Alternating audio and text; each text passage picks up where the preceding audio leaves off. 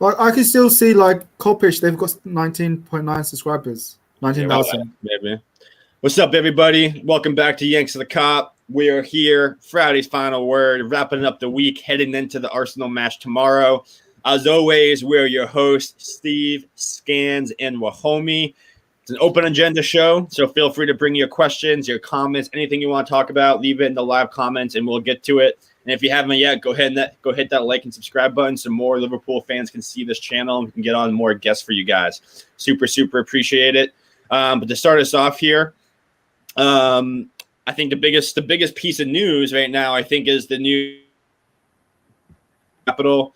I think the deal was worth about $540 million, 10% ultimately, and a couple of things go with that. And I know Greg Cardinal, he's a big aspect of that.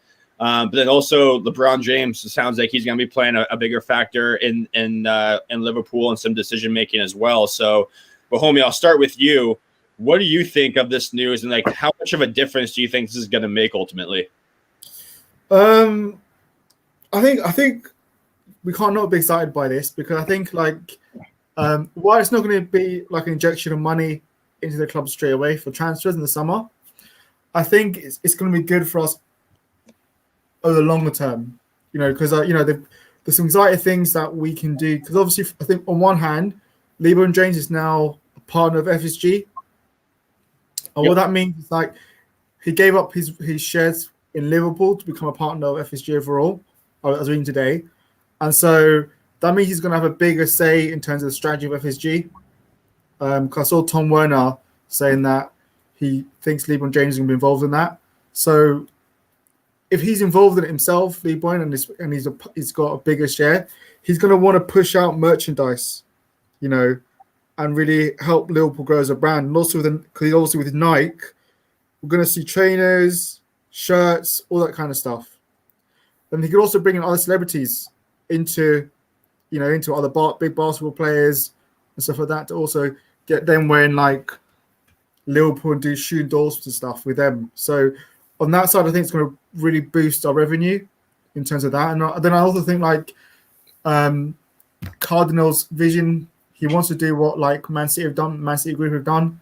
So help FSG buy another football team, and then so they can have like a stream of football clubs and use them as feeder clubs.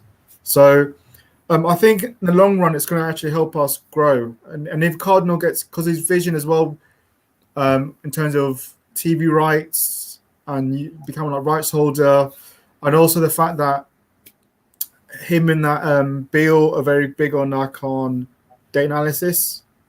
So we could really push the club to be like the benchmark for data analysis across Europe, which will also help in terms of us being identify top quality players or youngsters.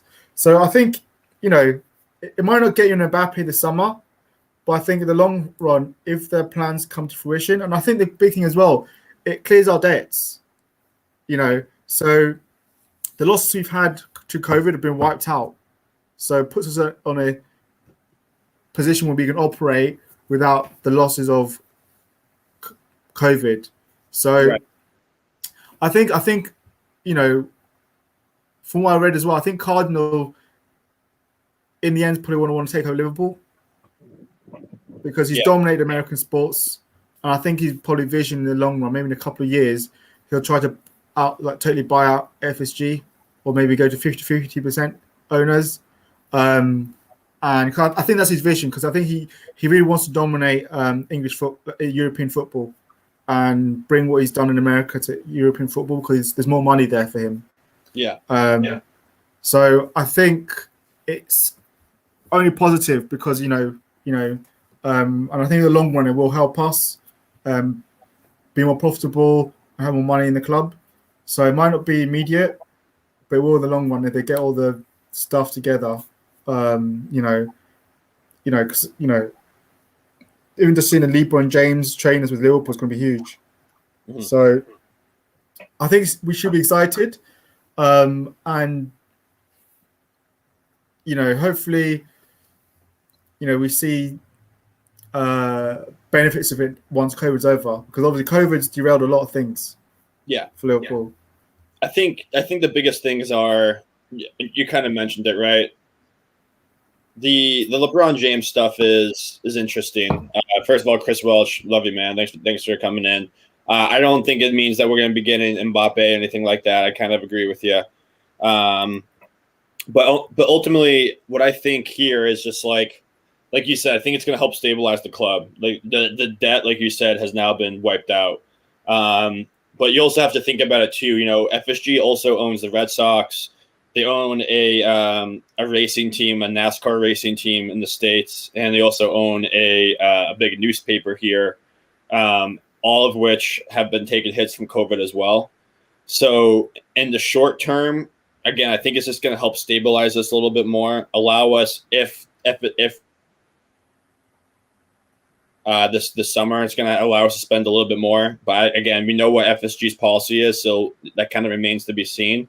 Yeah, the LeBron James stuff, in my opinion, is probably a little bit bigger for me. I think, like you said, him selling his stake in Liverpool and being part of FSG, I think he's really going to help in terms of the relationship with Nike and getting, maybe getting some better swag and better clothing.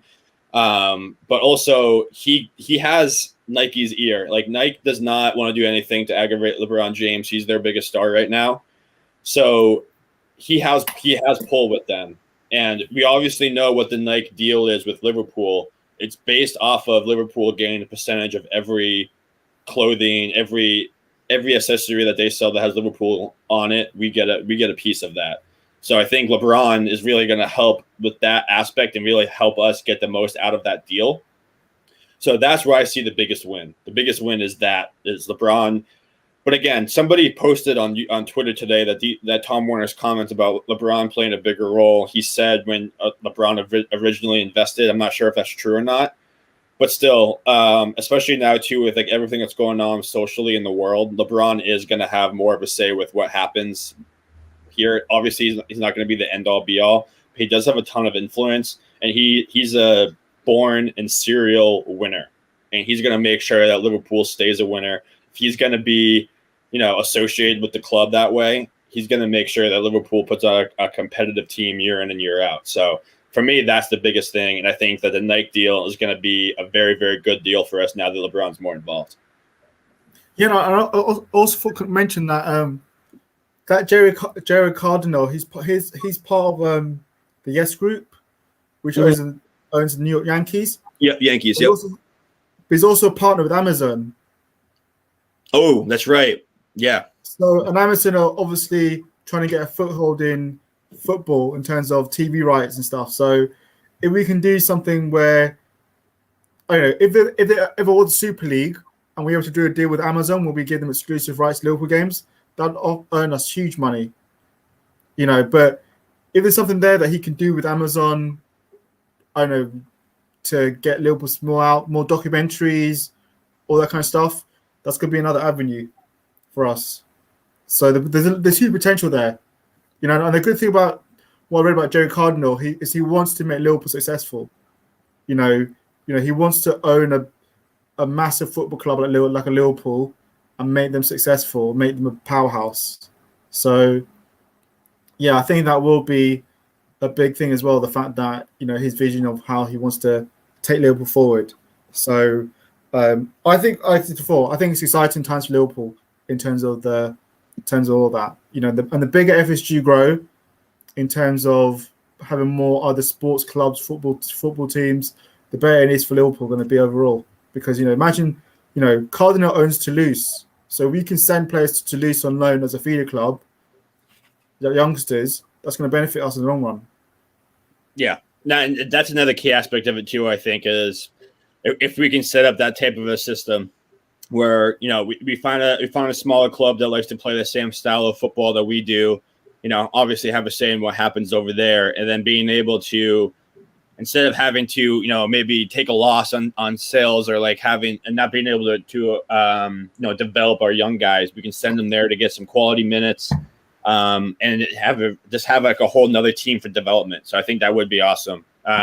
Scans to get you up to speed. We were just talking about the Redbird investment, what it means to Liverpool going forward. Don't know if you have any thoughts on it. I think LeBron James and if he has more involvement, especially with the Nike deal and pushing out more putting on more retail gear. I think that's going to be a big thing for us going forward, and just helping stabilize the club with this investment, with all of the COVID loss and that sort of thing. Yeah, I mean, the one thing I heard was that it wouldn't really reflect too heavily on the transfer situations. I think it's just going to remain the same for the most part. Could be wrong. I think they're still ironing out a lot of the details of the contract. But no, I think that the huge thing is that we're going to have hopefully we can have a second team, almost like a farm team, to give you a baseball analogy. It'd be great to just have these players in another league that we can rely on. If they start to look pretty good, we can just call them up. Similar to what Leipzig and the other RB team have over in Austria. I forget their name, Salzburg. Redbird. So yeah, I mean, I think it's huge. It's huge. We're FSG. For the amount of stick that they get, they're doing all the right things, in my opinion, to be a successful owner of a football club. They're not spending like the Man Cities or the Chelseas out there, but they are still competing, and they're lining us up for a successful future as well. So, I mean, I like the move. Mm-hmm. Well, Chris Willis in the chat here. Yeah, I mean, he agrees with our investment point, but he also said the real football is back this weekend. Professional football is in England, playing against the players that go to a job center. Yeah, it's going to be nice seeing some good football, a couple of good matches tomorrow. That's for sure. Big game against Arsenal, and then Leicester and Man City should be a good one as well. But another thing I wanted to just kind of touch on too was this whole Konate transfer saga that's been going on here. I mean, it sounds like he had a pre-medical, and now people are saying that he didn't have a pre-medical. I don't know what's going on here, but Wahomie, do you have any updates on that? And overall though, what are your thoughts about bringing in a guy like Konate? I've seen stuff about his injury history, and then I've seen an awesome thread talking dispelling his injury problem. So I know my thoughts, but I'd love to get your thoughts before I jump in. Yeah, I think Konate's a beast of a player. He's a specimen. He's actually he's fast. He can dribble the ball. He can do what Matip does in terms of bringing the ball out of defense and taking on players. He's good at reading the game. Top athleticism in terms of physical attributes. He's dominant in the air,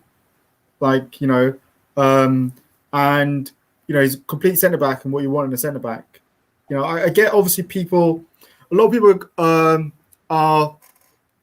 going on about Konate's injury history. I know Chris Welch has brought it up, and they're going off transfer market. The transfer market is he had that big hip injury, and the transfer market, they include summer breaks in it. So it says he's missed 93 days, but they include the summer holidays in that. So you actually look at the amount of games he's missed. He's not missed that many games. So he's had one big injury, and then he was rushed back and he got an ankle injury, which can happen when you rush back from an injury. So it's kind of like saying Van Dijk's injury prone now. He's had his injury, So it's not. I don't think Konate's injury prone. I don't think he was unlucky with that injury. But and the reason why he's not played for Leipzig is because Leipzig have had, I think, the best defense in in Bundesliga. So what was the point in throwing Konate back in when you had Upamecano, Mukulele, and I can't remember the other guy who were keeping a low goals table for goals conceded against. So that's why he's been sat on the bench. Not because he's not been good enough, because there's no point in breaking up a winning formula that was working for Leipzig in terms of their defense. So, I think for us it's a great deal.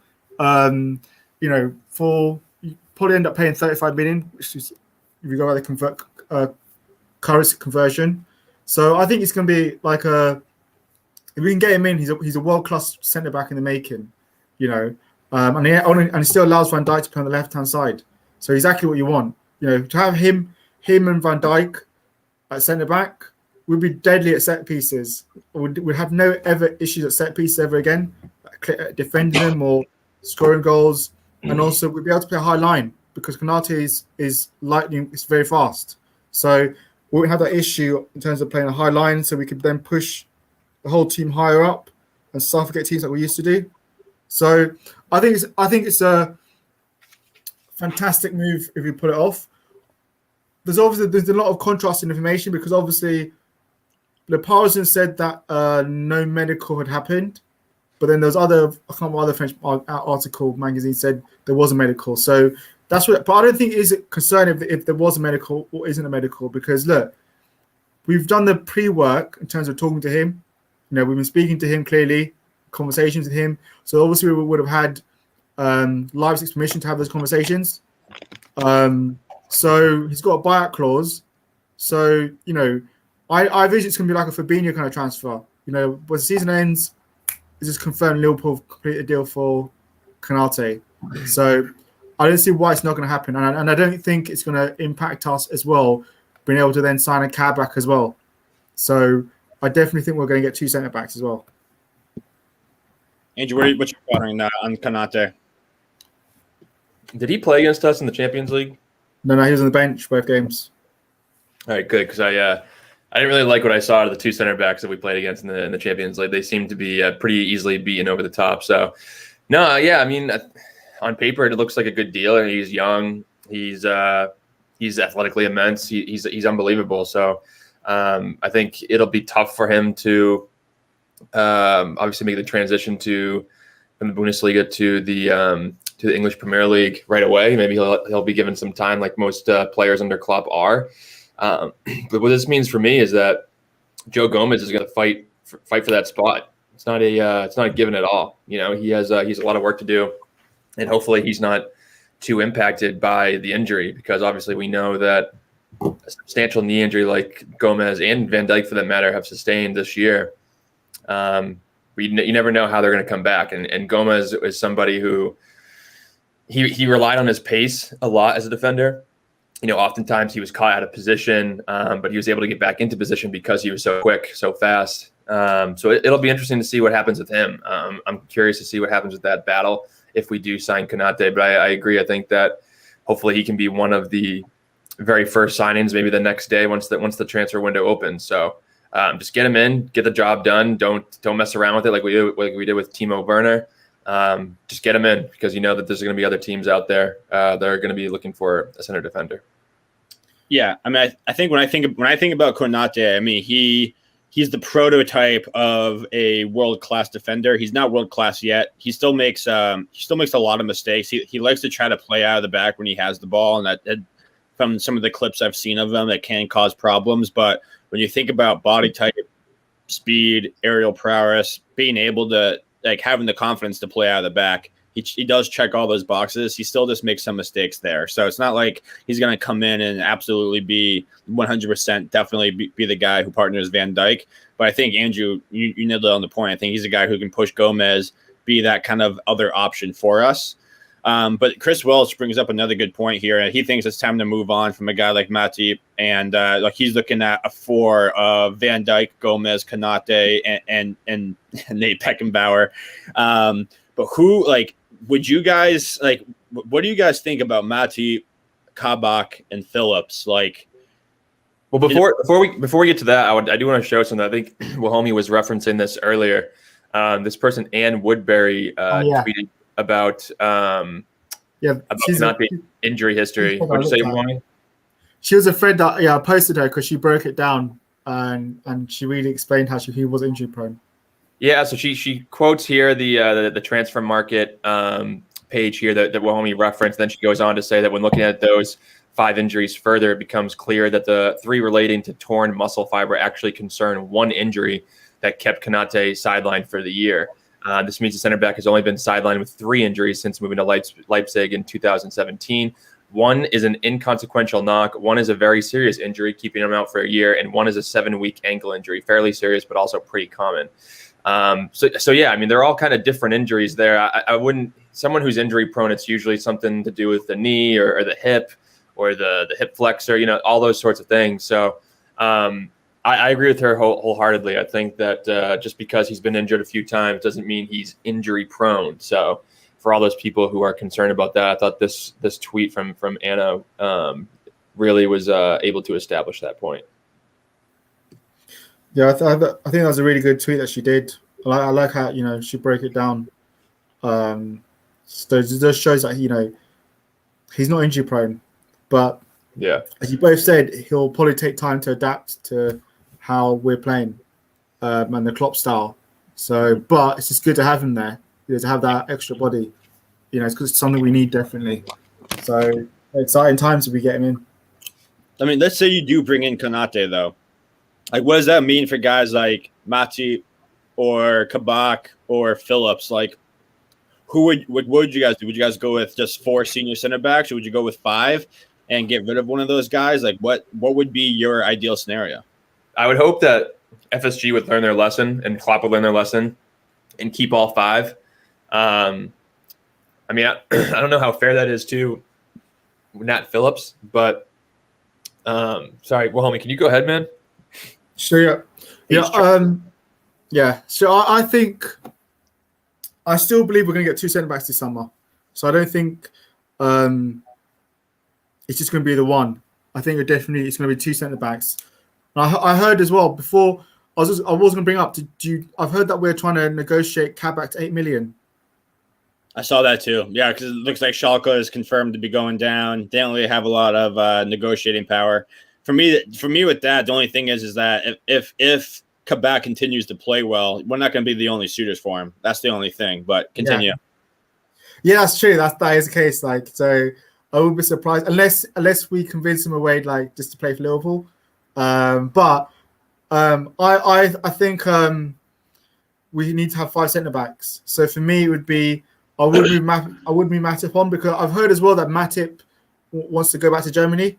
That's like the rumor I heard. I don't know how true it is, but apparently feels that he can go. He wants to go back to play back in Germany again. So if he does go, Matip, which I would be looking to sell him, because as much as I love Matip, and I think when he's fit, he's a world-class centre back, but he's just not fit enough. So for me, I would move him on, and I think we can get 50 million from Matip, which would be a bonus because we got him for free. But ideally for me, it would be Van Dijk, Gomez, Konate, Kabak, then Nat Phillips. If Phillips wants to go, then Davies. So we have 5 centre backs. Davies, and I think that, huh? Davies, who's that?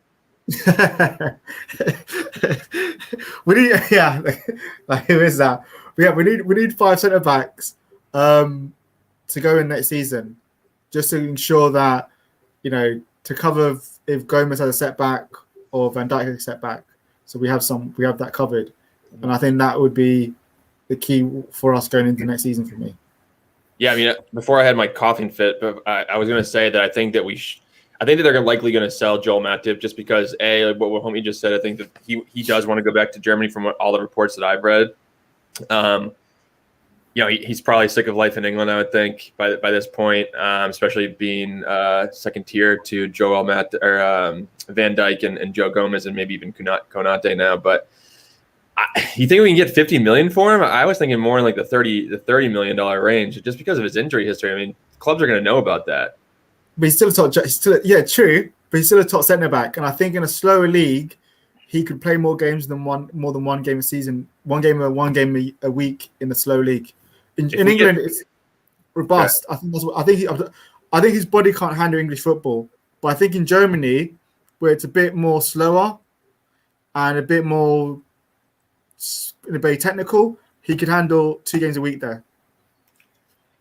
I mean, if we could get 50 million, then he should definitely be sold 100%. And then you can bring in Konate. So that's, Gomez, Van Dijk, Konate, and then you keep Nat Phillips, I think. And then you also keep, or maybe even loan out Nat Phillips and you keep Kabak as those your front 4, your starting 4. And then maybe you keep Davies. I don't know what they'll do with Davies. He's kind of an enigma for the most part, but yeah, I don't know. I think with Matip, any fee we get is a bonus because we want for free. Exactly. So even if it was 12 million, I think that's a total. That's a bonus for us. I'm saying 50 million. Because, huh? For Matip? Yeah. Because we want for free. So like, if we got 12 million of him, that's a profit. 15 million is a profit. I don't think I would love 20 million, but I don't see it that really for that high because of the injuries. But I think 15 million is realistic to get for Matip. Are you saying 15 or 50? 15. Oh, I thought you said 50. I was like, dude. I wish. I was like, whoa. I was like, maybe 30. 15 million. 15. Oh yeah, okay. That I was gonna say. I think I just looked it up on Transfer Market. He's valued at like around 30, but yeah, given his history record, I was hoping maybe like mid-20s. That's what I was hoping for. I think that's I think 20 million. I thought you were saying 50, man. I was like, what are you talking about? I have to be a crack to think 50 million. I was going to pay 50 million. I was just no, 15. I was keeping my mouth shut. I was like, I don't know what the fuck you said. I don't know if you said 15 or 50. I'm just not going to say a goddamn word. Yeah. But Maguire 80, and then Mahomey has a point for Matip at 50. Yeah. No, 15, Chris. 15, not 50. Yeah. I will say, like, if he does want to go back to the German, to the Bundesliga, if I'm a team like Dortmund, I'm calling Liverpool right away and offering 20. Like 20 million right now, I'll give you him for Matip. Like Matip would be huge for a team like Dortmund with their defensive problems. I think he'd be good for them. Or just do a swap with Salzburg. I mean Leipzig. Konate for Matip and some cash. Good deal. Well, the thing is, though, is that I'm pretty sure Leipzig got ahead of it, and they already have two center backs to replace Upamecano and Konate, I believe. I mean, I guess it could be he could be another good guy to slide it in there. He's ready to go because one of the guys they got, I think, is pretty young. So yeah, not bad. That definitely could be an option for sure. But then the other guy, I mean, speaking of, because we're on transfers, before we kind of get off transfers, I saw that I think it was Sabitzer was really open to a move to United or Liverpool. I think is he on Leipzig or is he on Salzburg? He's the Leipzig center mid. Yeah, I mean, what would you guys thought on him potentially coming in? I don't read too much into it, to be honest. I'm on the or train myself, but what do you guys think of him? Do you guys know much about him? How he likes to play? I think he's a good player. Like he's a goal scoring midfielder. He didn't have the best games against us, but he has been a very good player for Leipzig. And he's more of a kind of like a attacking midfielder that can score goals and stuff. So he would. He was linked to Tottenham last summer. They never obviously didn't get him in here. I think he's a good player. It's a bit sad. I think he's a good player, but I would rather than going for him, I'd be pushing for someone like Aouar or DePaul or Odegaard over him. Rather, because I think while he's a good player, I think we can do better. I think we went Man United is a waste of time because Man United have got Van de Beek, Pogba, and Fernandes. He'd just be sat on the bench there. So I think he's a good player, but I would think we can do better than him. Yeah, I mean, I don't know. Yeah, I definitely want somebody better. He's definitely a good. Oh, isn't he more like a box-to-box midfielder? Yeah. Yeah. So I mean, yeah, I don't know. I mean, I like what we have at the moment. For me, I love our squad. So I want to see Curtis Jones play more. I want to see Naby Keita play more. I think Ox is obviously going to be leaving. Sounds like he's going to be going to West Ham from report. That's what I've heard. Oh, West Ham are interested in Ox, which would be great for him and for us. Huh? Is there a price for him? I didn't see a price. No. I didn't see a price either, but I just heard that they were snooping around it. I think that'd be a great move for Ox too, to be honest with you. Agree. Go back to London. Yeah, go back to London, and he's a big personality. He would definitely fit in there, along with Jesse Lingard. Jeez, imagine the dance and celebrations those two would have if they scored a goal. But no, I mean, yeah, I agree. I think that it should be someone like OR instead, maybe even Odegaard, even though I still think he needs a little more time to be proven a Premier League, success. But yeah, Sabitzer doesn't really do it for me overall. We absolutely dominated him in the midfield, and we weren't really at our best. So I would stay away from it. I will say the Odegaard thing is growing on me because he is doing pretty well over at Arsenal. He's kind of proven that he can do the Premier League, and obviously the Premier League is a big change coming from any. Already knowing that a 22-year-old can step right in and play in the Premier League, that is a big turn on for me. Only concern I have is I feel like Real Madrid is going to offer a shit ton of money for him. That's the only thing that turns me off about that. I think he might go for more than Or does. Well, when did he come in? He came in January, right? Yeah. Yeah. Just trying to see who Arsenal have played. Oh, They that's played good. West Good. Ham.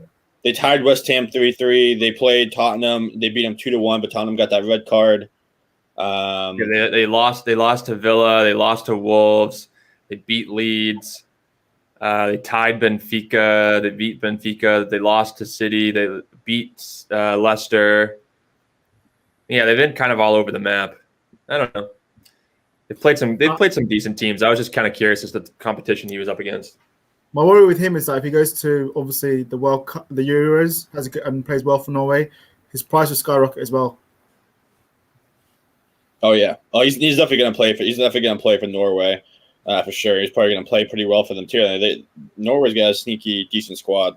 When speaking of the Euros, I don't know what the hell Southgate's thinking right now. I mean, it sounds like Sancho, Grealish, and Trent could all potentially be missing, and fucking Jesse Lingard for playing one good month of football could make the England team. Not that it matters, because we all know what England's going to do anyway. They're going to crash out of the tournament hard regardless. But this guy's a clown. This guy has no idea. Like, he got lucky to get England to the semifinal. Like, it just goes to show how inept he is. Like, if he really, like, especially when you think about Grealish, he's been one of the best players in the Premier League this year. And you think about Trent, yeah, he doesn't have the offensive numbers, but he's been the best probably he's been in his career defensively this year. But somehow, and everyone always chirps Trent for like being an assist merchant. And now the 1 year he's actually playing good on defense, everyone's saying he sucks. Doesn't make any sense at all. Yeah, I think I caused a bit of a ruckus earlier when I said I'm elated that Trent is not in the England team. Yeah, I totally get it. Like, people are saying to me, "Oh, yeah, but Trent's gonna be really upset. Like, we want our players to be happy." Look, I totally get Trent wants to go play for England. I get it. You know, what kid growing up doesn't want to play for the national team? You know, so I totally get it. But what my point was the fact that Trent's not the first player that's been dropped out of the national team, and he's not going to be the last one.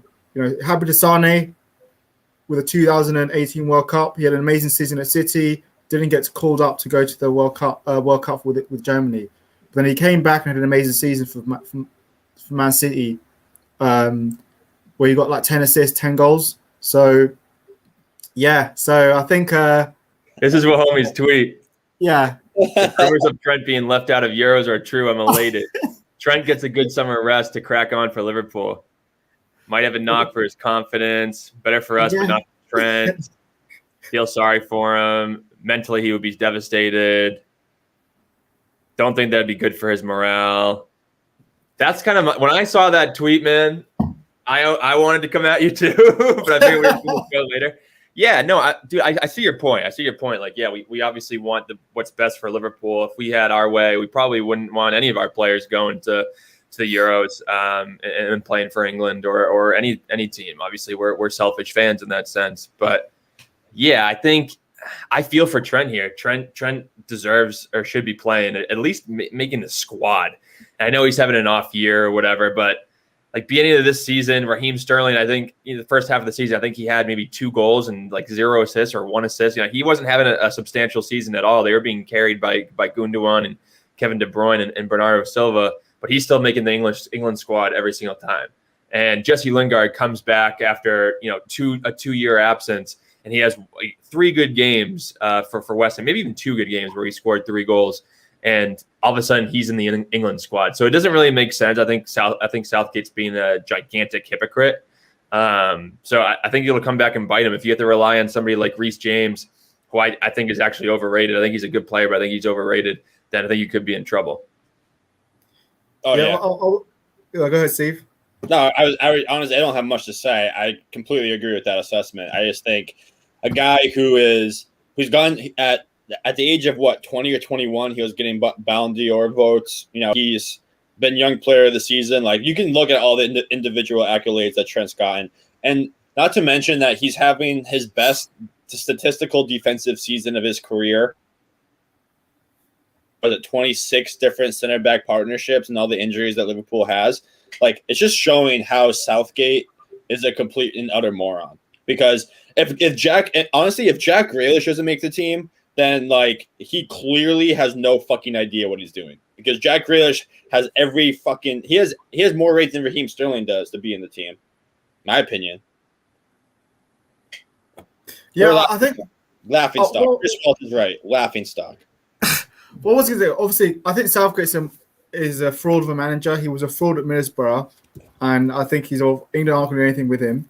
What I was going to say with the Trent thing is the fact that he's got Klopp, Henry, all those kind of players that were bouncing back after that setback. So, he will use that as a platform to get himself back in the England team.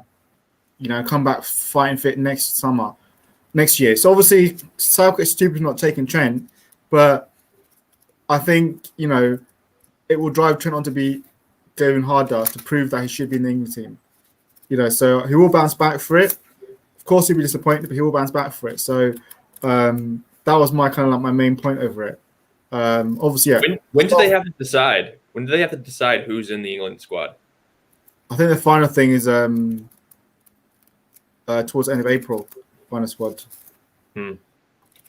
Yeah, I mean, this will definitely light a fire under Trent's ass, that's for sure. I mean, I think that, a lot of people last season were giving Trent best right back in the world, and rightfully so. He was playing unbelievably well, and obviously we won the title, Champions League before that. But I think at the start of this season, I don't know what it was, but I remember just thinking back and just thinking that he kind of got ahead of himself a little bit. He was running around out there like he was the best right back in the world, but didn't have to prove it anymore.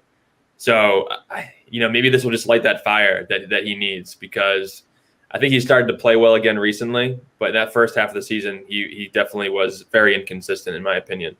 So no, I mean, maybe this is what he needs. Sometimes players need that. They need that extra motivation, and this could very well be it. And that's only good news for Liverpool.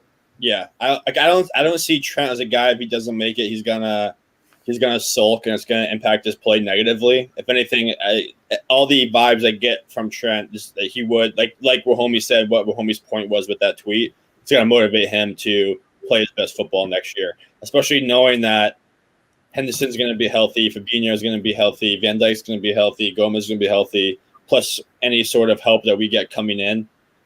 I don't know. I'm just saying Liverpool's probably going to win the Premier League next year. It's my early call.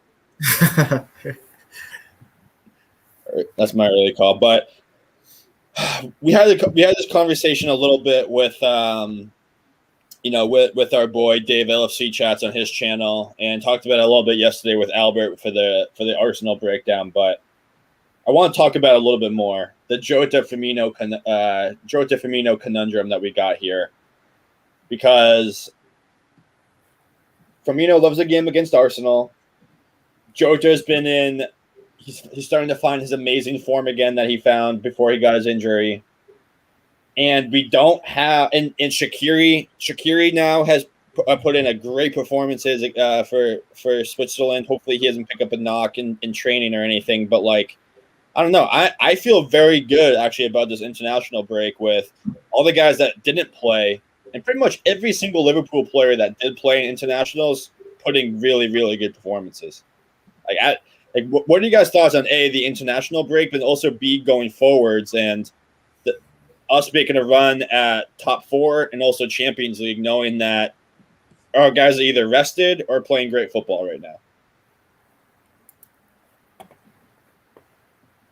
Somebody say something. Yeah, I mean, I hate the international break. I think it's awful. I think I'd rather watch paint dry than watch the international break. But yeah, I think that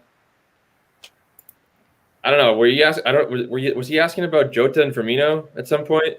Yeah, I'm asking kind of about all of it. You know what I mean? It's like, first of all, I mean, I don't care about the international break. I mean, cool. They played well. I think that Jota has to start. I think that when you need the best player starting, and right now it's Jota over Firmino. I mean, maybe you could make a case to bench Sadio Mane over Firmino. I don't know, but Jota has to start. So I think that he'll likely go with Mane, Jota, and Salah, because I understand your argument about having somebody like Jota coming off the bench to add that spark if things aren't going well, but things could start well if Jota starts. We could be scoring goals if Jota starts. That we look a lot different up front when Jota starts, because it's a different chemistry with Salah and Mane. It's different movements up front. It's different passes. It's different thoughts. It's all these different things that, we've often found ourselves to be very predictable against a low block and against other teams that like to play football. And with Jota in there hasn't been much data from an opposition standpoint. So I think that he has to start for so many different reasons. Number one being that he is playing incredible football right now and absolutely deserves it. Yeah, I think Andrew hit it on the spot there. Jota's been an incredible form for Portugal over this national break. While he's lit up the international scene, someone like Werner has been a bottle job. So I'm highlighted. You always try to get it in, man. I love it. I love it. Highlighted while we are so right to go after Jota, not sign Werner. And I think to put Jota on the bench, stops his little run. I think Jota should be in the position to play both Arsenal and Real Madrid games. Yep. Start both games, get the win, then take him off Firmino. And I think we need to win these both games. We know Arsenal is a massive game, and we have to win that. We want to have any outside chance over the top four, and we know obviously we have to beat Madrid. So our best chance of getting goals in those games is Jota. As much as I love Bobby, and I think Bobby is a fantastic player, I was thinking about this a lot today. And I just think that Bob, we spoke about this before. Bobby's done as the number 9. His days of being the number 9, the focal point, the system are over. That he's a 10 now. So either play him as a 10 or don't play Bobby, unfortunately. Yeah. Because I just feel that when you have to play Bobby against Real Madrid or Arsenal, there's going to be a time where we're going to have a clear-cut chance. And they always seem to fall to Bobby, and he'll miss it. Always. And then we'll be like, oh, what's going on, Bobby? Why have you missed a sitter? Or why have you passed instead of shooting? And if it falls to Jota, we know, bang, it's going to be a goal. So I think in that sense, I'd rather have Bobby come off the bench when the game's won to see out the game, because his pressing, link-up play will be useful then. So I think for me, Jota has to be started against Arsenal and Real Madrid, and then taken off when the game's won, because we want to keep that momentum of Jota scoring goals. The more goals Jota scores, the more he's going to fire us potentially to maybe top 4 or to a semi-final, to a final. Yeah. So, it's funny you said that, because Andrew, just completely just shit all over the international break and international football. I will say the goals that Jota scored, fully convinced me that he should be the guy starting and one of the guys who should be playing the most minutes going forward. Were all 3 of his goals headers? Because that's going to help Trent and Robertson so much. Having a guy who can finish with his goddamn head, with how they like to cross the ball all the goddamn time. That's having a guy, the target, who can actually use his head and score and has confidence right now to go get a goal. That's what this team needs. And I also talked about it all the time with how his motor is probably better than Firmino's right now as well. But Chris Welch brings up a good point. He says that he'd play all 4 against Arsenal, probably play more of a 4-2-3-1 type of a setup. Why not match them? We kind of have the personnel to do that right now, with Fabinho back healthy, playing as a 6, and then Thiago could play right next to him. Would you even consider going that way? Or would you stick to a 4-3-3, knowing that you're going to probably play a 4-3-3 against Real Madrid? He's not going to do it. I would like to see it, but he's not going to do it. He's going to go with his most trusted lineup. That's what over the past 4 years, that's what Klopp has done every single game. It's only against the teams that are below us in the table, or below us in the Champions League and the group stages, that he'll actually take a risk and try something like that, or try different personnel. That's why I know he's going to go 4-3-3. He's going to go with Thiago, Gini, and Fabinho in the middle. And I think he'll put Jota in there. I just don't think that in this game or against Real Madrid, he's going to be taking much risks at all. Yeah, I agree. Margin's so thin right now because we're in the top 4 fight. We're in a fight to get to the semifinals against one of the best teams in the world. So it's to make a massive decision like that. I think he'll shy away from it and just go with his most trusted personnel. Yeah, I agree with what Andrew says. And is saying there. I do feel that Klopp's going to go with his trusted lieutenants, and I think that means Ginny out there, the usual players. So I don't think he's going to take any risks against Arsenal, especially against Madrid. He's not going to take any big risks. So the 4-2-3-1, I get where Chris is coming from. I just don't think Klopp's going to play it. He's going to stick to 4-3-3 and go with that.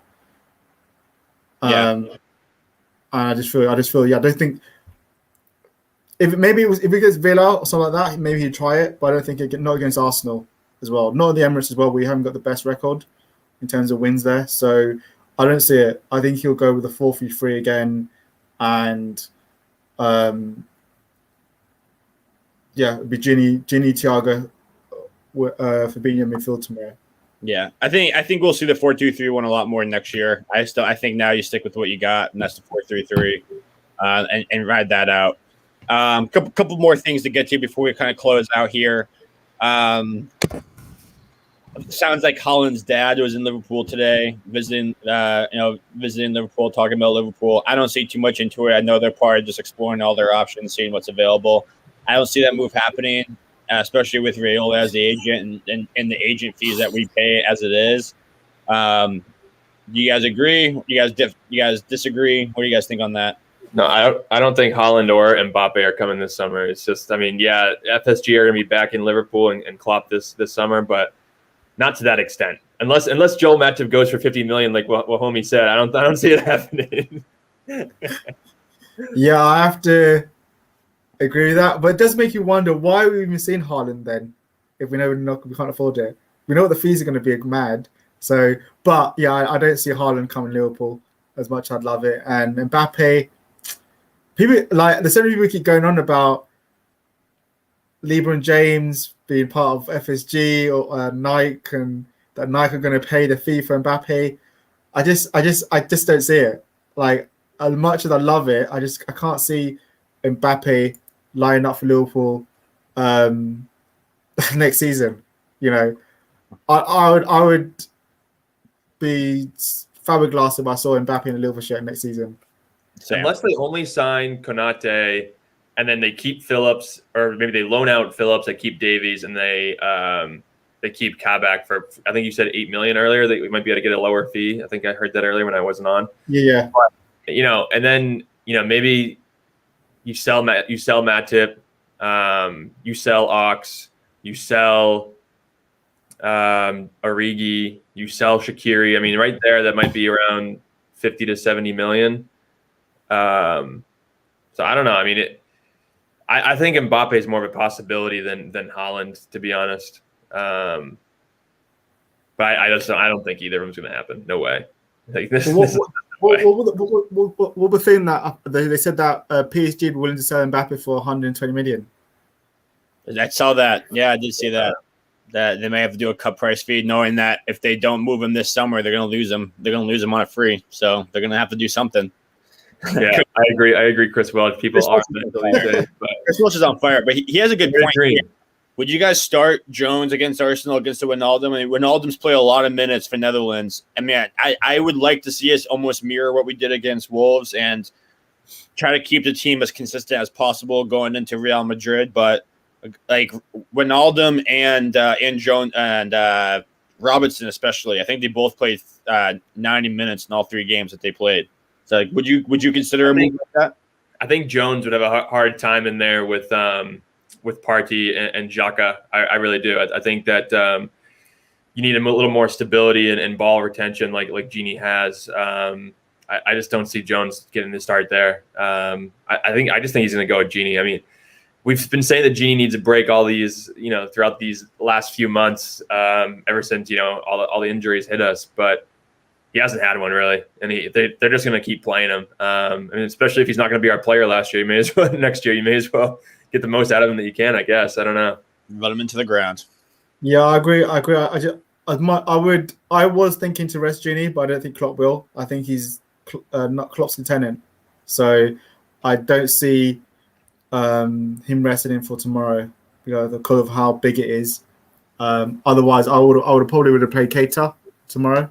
Yeah. Played, but I don't think that either Jones or Kate will start tomorrow. Robbo, I think as well, he's going to have to play through it. I don't see Klopp putting Tsimikas in tomorrow. I just don't see it. No way. Yeah, I think it's a big risk to put Tsimikas in tomorrow.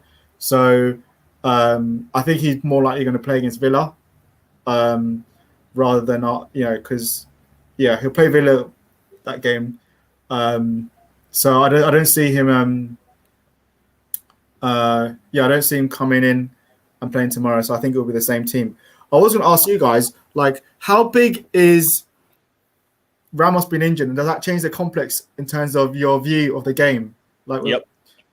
So do you see that Liverpool now as complete favourites, fully favourites? Well, it's a number of things, and I know Kroos is fit. There's rumors that Hazard might be fit, but I don't think Hazard makes a difference either way.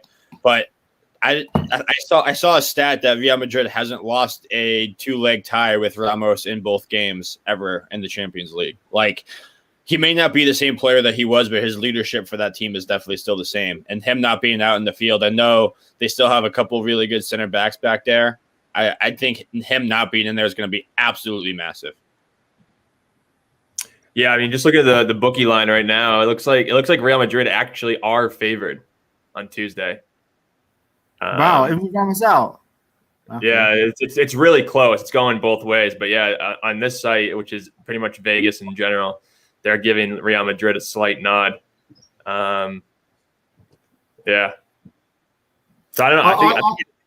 I think it is massive, though. I think obviously he's their lieutenant. He's like our Van Dijk figure, and the fact that he's going to be out just is going to give further confidence to Mane, to Jota, Firmino, and Salah.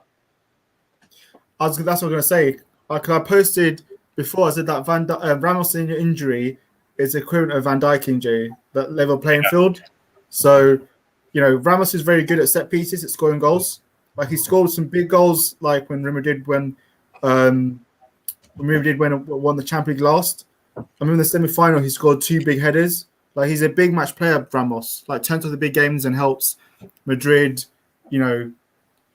win big matches. So I think him not being there, his leadership's a loss. His set piece goals is a loss. And he brings that physicality from Madrid because he's very feisty in terms of his, like, amount of times he's tried to hack Messi over in games. Like, he brings that physicality when and I think them having to play Varane and Nacho or maybe Milito, it's not the same. It's good. Milito's a good player, but he's not played that many games with Varane that much. It's all about chemistry. Chemistry is going to be missing.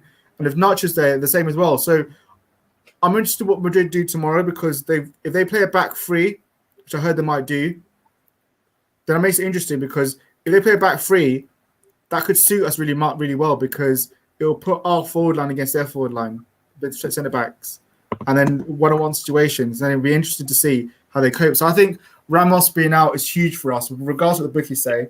And I think that makes us slight favourites for me. Should put a bet on then. I'm not betting, man. I might. We'll see ya. Yeah, we got to wrap here, folks. But Chris Welch, you're on fire, man. We appreciate you. Everyone else, if you're still here, go ahead and hit that like and subscribe button. We'll be back tomorrow immediately after the match, post-match reactions, hopefully after Liverpool 3 points.